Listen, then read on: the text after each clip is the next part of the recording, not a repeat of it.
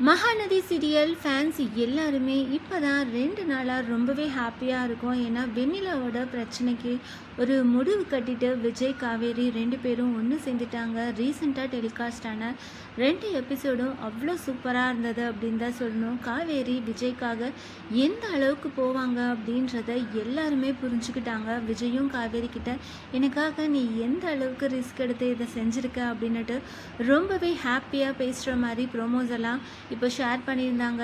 Fans எல்லாருமே எபிசோட்ஸை பார்த்துட்டு ரொம்பவே ஹாப்பியாக இருக்கும். இந்த டைமில் மகாநதி சீரியலோட டைரக்டர் இப்படி ஒரு ஸ்டோரியை ஷேர் பண்ணியிருக்காரு.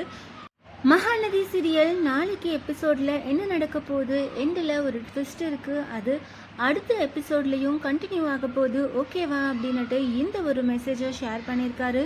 அந்த ட்விஸ்ட்டு எப்படி இருக்க போகுது அப்படின்னு தெரியல. இப்போ தான் 2 நாளாக ஃபேன்ஸ் எல்லாருமே ரொம்பவே ரிலாக்ஸ்டாக ரொம்பவே ஈகராக ஹாப்பியாக விஜய் காவேரி 2 பேரும் சேர்ந்ததை பார்த்துட்ருக்கோம். இப்போது அடுத்த எபிசோடில் ஒரு பெரிய ட்விஸ்ட் இருக்குது அப்படின்னு சொல்லியிருக்காரு. அது எந்த மாதிரி ட்விஸ்ட் அப்படின்னு தெரியல. கண்டிப்பாக பாசிட்டிவாக இருக்கணும் அப்படின்னு தான் எதிர்பார்த்துட்ருக்கோம்.